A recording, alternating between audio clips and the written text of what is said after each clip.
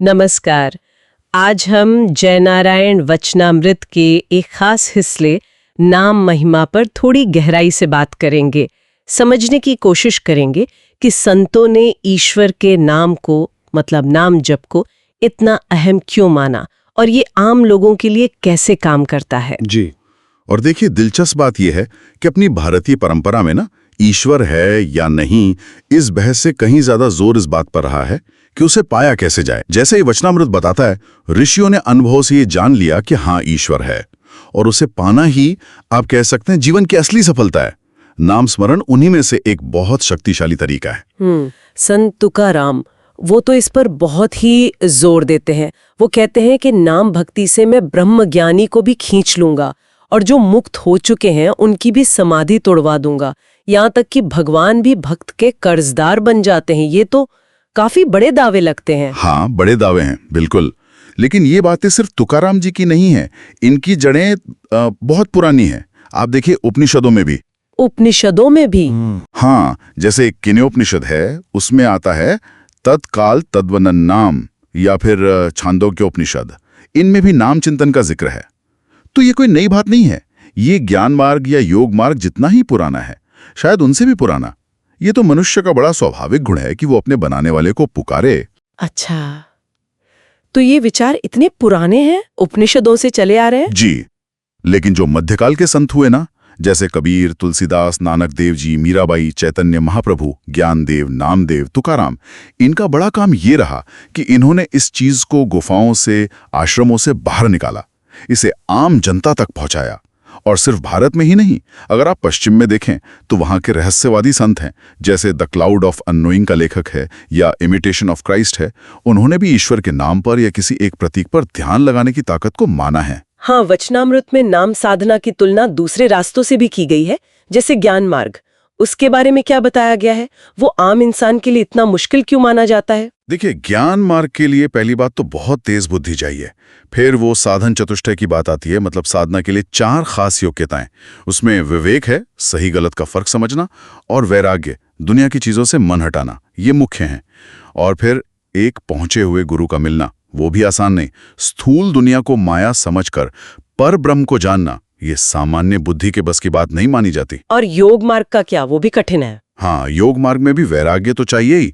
फिर कठोर ब्रह्मचर्य का पालन, अकेले में रहना, प्राणायाम में एकदम कुशल होना, ये सब जरूरी है। और एक और मुश्किल है, योग से जो सिद्धियां मिलती है ना, उनके मोह में न फंसना। ये बड़ा चैलेंज है। संत ज्ञानदेव में खुद योग की मुश्किलें गिनाई हैं और कहा कि नाम चिंतन ज्यादा आसान है। और कर्म मार्ग? कर्म मार्ग भी देखिए, आज का जमाना कितना जटिल है। सही कर्म क्या है, निष्काम भाव से कैसे करें, ये तय करना और निभाना बहुत मुश्किल हो गया है।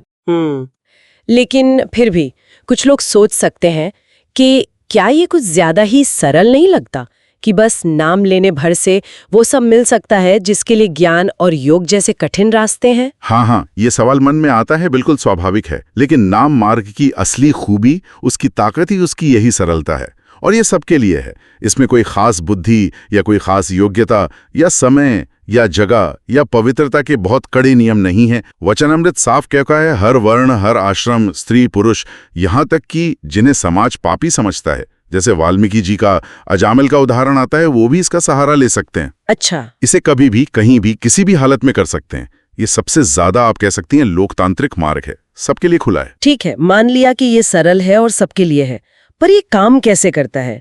मतलब सिर्फ नाम को दोहराने से मन साफ कैसे हो जाता है, जिसे अंतःकरण शुद्धि कहते हैं, वो होता कैसे है? देखिए, जब नाम प्रेम से, श्रद्धा से लिया जाता है ना, तो नाम यानी ईश्वर का प्रतीक और नामी यानी खुद ईश्वर, उनके बीच एक सीधा कनेक्शन, एक जुड़ाव बनता है।